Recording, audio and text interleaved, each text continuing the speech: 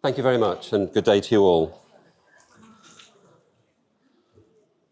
So today I want to describe to you a project which I carried out a few years ago to try and come up with an objective way of establishing how old a particular pane of glass in a window was. Is it original or is it a later replacement? Can we document this process? So I'll take you through several stages of the project. In the first stage, we would be using entirely laboratory-based techniques, and in the second stage of the project, we started to make use of portable instruments that we could take out into the field and thereby analyse the glass without breaking it. So when it comes to decorated glass, mostly ecclesiastical, its value is very rarely questioned, and often its date can be fairly well established just purely on the aesthetic grounds. This is less clear for plain glazing, but plain glazing before the 1960s generally had much more character, much more texture to the glass. You could see these are examples from York, and the image that's transmitted through the glass is distorted.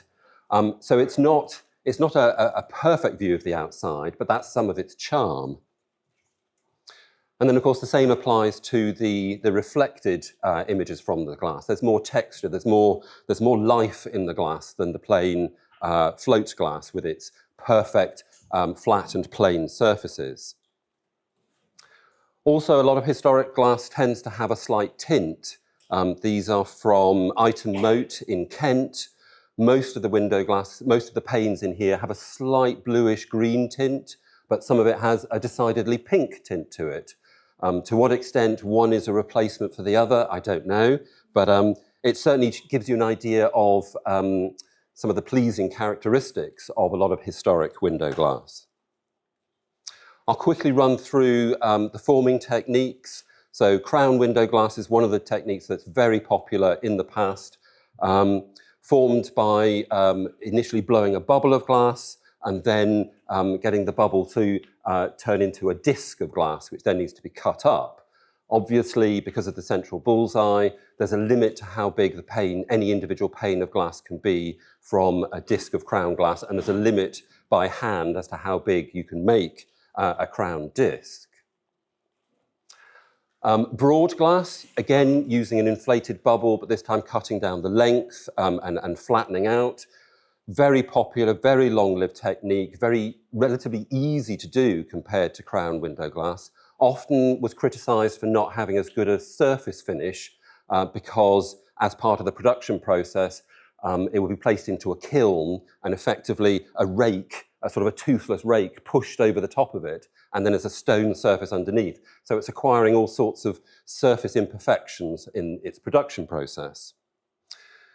In the 18th century, a technique was developed for the production of plate glass. So this is essentially a cast form of glass.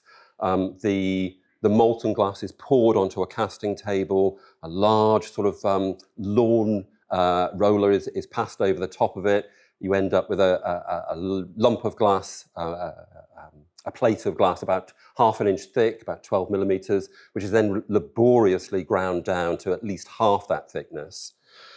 This could achieve really quite large panes of glass, but was exorbitantly expensive and was used in very, very few applications outside the richest ones. The 19th century, we have various documented improvements to glass manufacturing techniques. Some of these are lauded but not explained. And a classic one's 1832. Chances begin production of what they call improved cylinder glass. They are using some immigrant French and Belgian workers to come in, and they clearly got some technical know-how, but nobody really describes what is the difference at the time. Chances also produce patent plate glass. So this is effectively broad, improved cylinder glass, which is then polished, but it's polished not on a rigid base, but on a wet leather base, and so it has some flex in it. The end of the 19th century, beginning of the 20th century, we see the introduction of mechanized production techniques in flat glass. The Lubbers technique is sort of the first response to this, and it is essentially still a cylinder technique, but we're using mechanical hoists and compressed air to produce much, much larger cylinders, up to 10 meters long. It still needed flattening, it still needed potentially polishing. And there's one example here. I used to live in the house with this window. I'm fairly sure that's probably Lubber's glass or something related to it.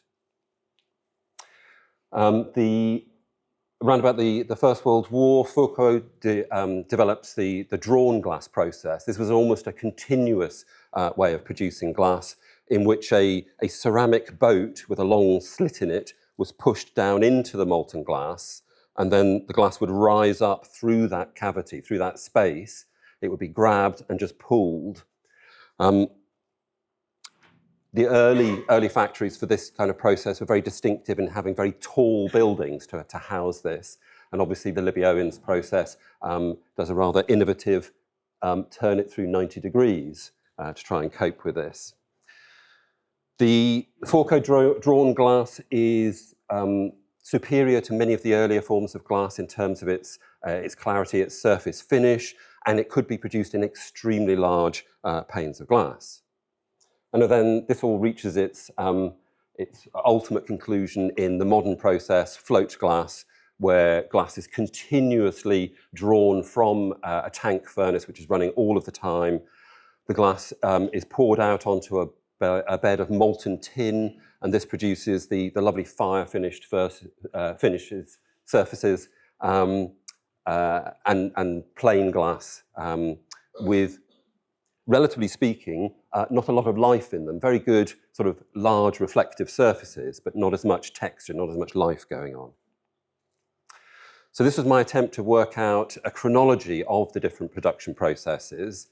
And it's not very satisfactory. There's lots of bits of gaps in places. There's lots of overlaps.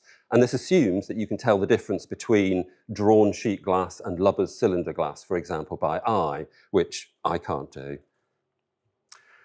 So this began, my background is as an archaeologist, in terms of analysing production debris, slag and other sorts of materials from sites where people are making glass or metals. So I brought this approach into the window glass. And initially we used, in phase one, we used laboratory-based techniques to give us the best possible precision, the best possible accuracy, good data quality before we wanted to develop anything that went into the field. Also very keen to try and find glass where there was previous basis for knowing what its date was. So in some cases we would just do, because I'm an archaeologist, I would go and look for things in archaeological contexts. So this is Basing House, largely demolished at the end of the Civil War. Numerous excavations since the Edwardian period, lots of glass available from contexts, many of which are datable. So this was one example. Another example, a World War I training camp in Staffordshire. So we know when it was built. It's built in 1915. We know it's demolished, 1919. Excavations have produced glass from the site. We can be fairly sure of the manufacturing date. Also looking at some architectural contexts. It was before my time, but working for English Heritage at the time, I inherited some of the glass from Palace House Mansion, as it were, access to it. We're able to analyse some of that. And that also has very nice dates. This is Shaw House, which has a lovely eastern facade that's added about 1700, lots of glass of that date that was installed, but then also, in this case, a window that was blocked up at the same time, which still had vestigial fragments of glass in it that people were happy to donate to me. Also, then I began hunting through the literature for various other ideas. I was really taken with the idea of the Crystal Palace. We know when it was built. We know who supplied the glass. It's all very well constrained. Unfortunately, there's nothing left of the Crystal Palace. Bit of background research before the Crystal Palace. Joseph Paxton designed this and had this built at Chatsworth. I inquired about this. Unfortunately, it was demolished in the 1920s using dynamite.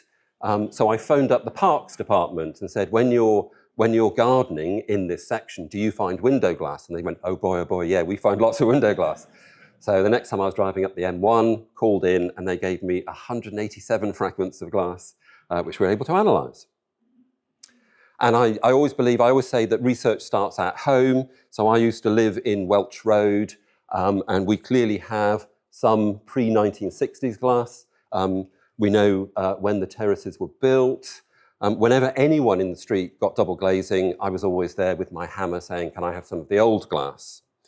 So the idea, my thinking on this was, the houses were all built by the same people as a job lot in the 1894-95.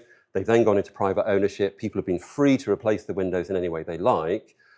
But if I could find one glass recipe that was recurring in all of the houses that we looked at, maybe that would be the original glass. And it did work out that way. This is looking at the aluminium and potassium, which are minor components in the glass at this stage. And there's a scatter of results, but then there's one nice little cluster, and it's repeated on all of the axes that I could look at, all of the elements I was looking at in the glass. Quite a nice tight cluster, and we could then say, this is the original glass, fingers crossed.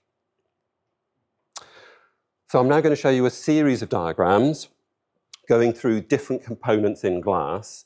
And because I'm of a chemical bent, I'm going to look at each individual chemical element in turn.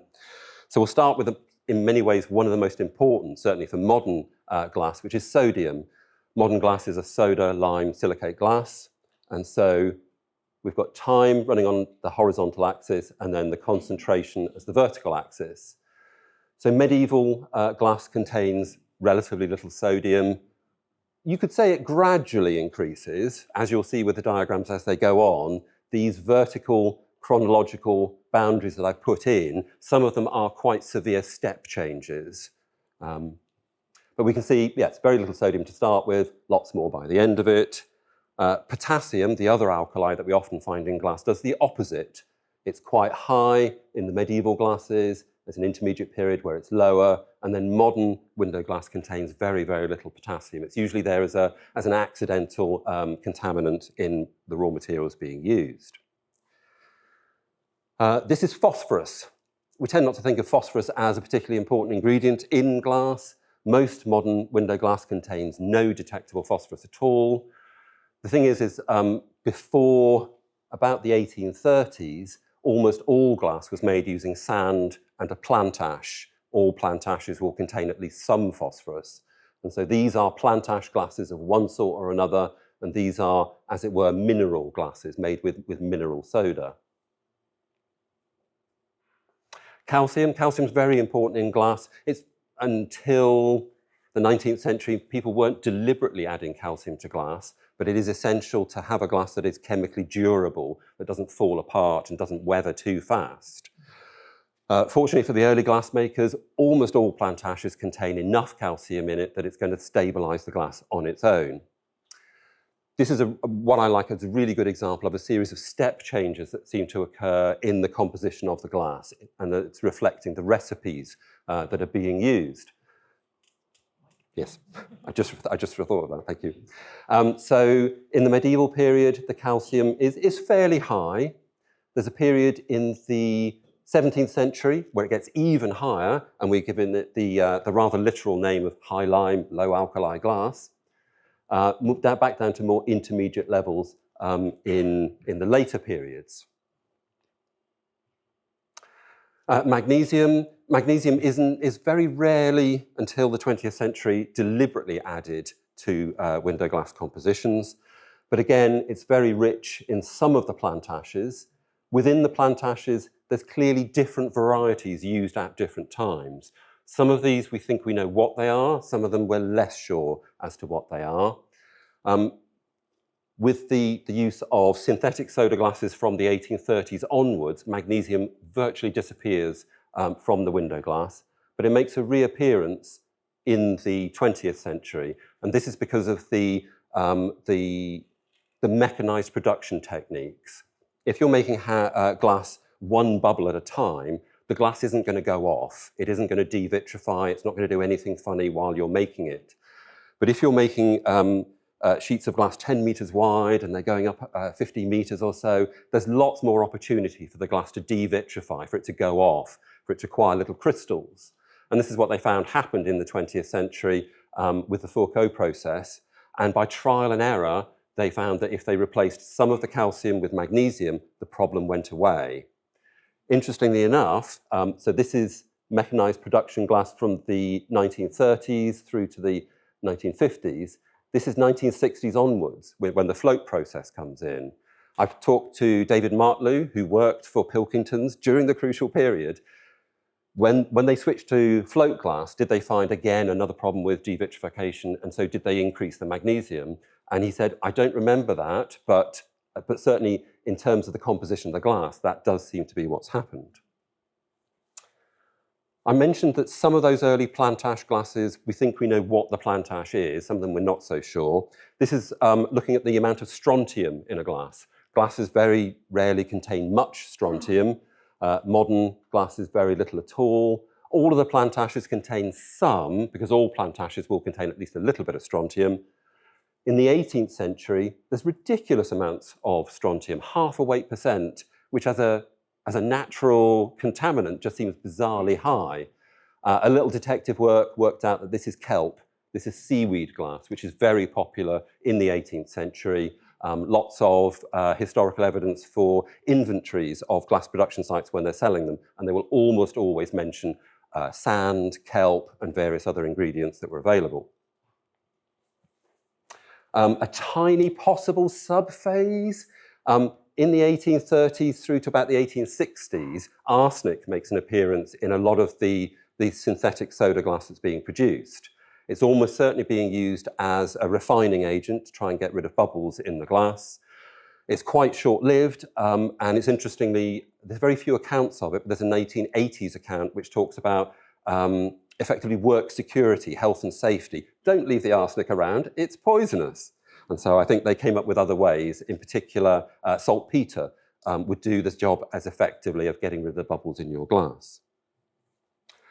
Just a little indulgent diagram here. This is the amount of silicon. So glass is mostly made of sand. It's between 1/2 and 3/4 sand. And there is a gradual increase from the medieval period through to the modern period. And this reflects the changes in the raw materials being used and to some extent the economics of that. A little digression, iron. Iron is present in almost all of the sands that are used and some of the plant ashes, and it does impart a slight colour to the glass. Depends on how much iron there is. So these are modern 20th, 19th century glasses. They look completely colourless. They do still contain a small amount of iron, but the earlier ones do contain much more, and that's what gives them their distinctive colour or tint. It's interesting that this boundary here, which I put in as 1567, this is the documented arrival of French immigrant glassmakers who bring new technologies, the use of new raw materials, new furnace designs, and they're clearly using new raw materials, but from a glass aesthetics point of view, it's possibly worse, it's possibly less transparent. And I think it's mostly with the sash window of the 18th century using kelp that increasingly glass are transparent. So this is my decision tree. If you have the chemical composition of a piece of historic window glass, how do you tell what date it is? Which box is it going to go into? So the first one is how much phosphorus is in there? Is it a plant ash glass or is it a synthetic soda glass? If it's the plant ash glasses, there's various tricks to try and work out which kind of glass it is until you get down to here.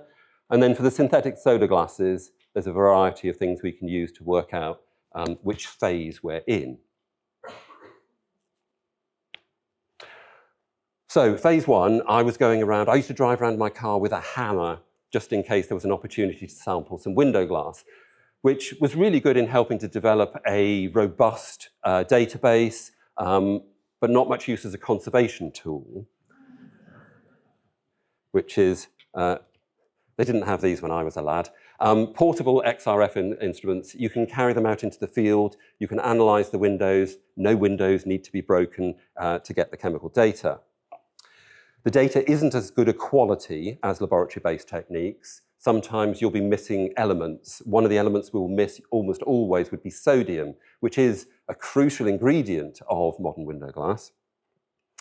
But there are other elements we can use, the arsenic, the strontium, the calcium. There's lots of other elements still there which we can use to divide up the glass into different categories. So I'm looking at the time. I'll very quickly run through. It's ironic, I left English Heritage after having developed this process, and I thought, oh, this would be really good. In private consultancy, I can do lots of these surveys. I've had almost no work in this. And the one good job I had with Steve Clare from Hollywell Glass down in Wells was Exeter Cathedral. We looked at a series of windows, a few of the windows up here, and I'll just very quickly run through the sorts of things that we're doing. It's a bit of a cheat because this is not plain window glass for the most part. But I'll take you through the recording process. So we take a photograph, do a line drawing, make a decision as to which panes of glass we could analyse, both in terms of the very smallest pieces are too small to get the front of the instrument in, so you can't really analyse them. They have to have a certain extent to be able to see them. And then also budgetary constraints. It's not, the analysis is relatively cheap, but it's not free. Then we carried out the analysis, and then what we've done is color-coded the glass depending on its date. And so we can see, for example, in this case, almost all of this is 17th century, but they are reusing a small amount of medieval glass just in the filling. This feels like it's a panel that's come from somewhere else and been put in this window. And then putting these sorts of things together, we can start to look at the distribution of glass of different date in different parts of the window and try to understand how they were put together, how they were assembled, what sort of sources have they drawn on for the various materials. And this was the shocking one. This is mostly a 13th or 14th century window. There are some elements of glass in there that are almost certainly contemporary with that date, but then lots and lots of these panels, lots and lots of these, have apparently no medieval glass in them at all. Stylistically, aesthetically, looking at them, they look and they fit really well, but they are 19th century confections that were put in there and weren't documented at the time. So it was only by doing the analysis that we could confirm their actual history. Thank you very much.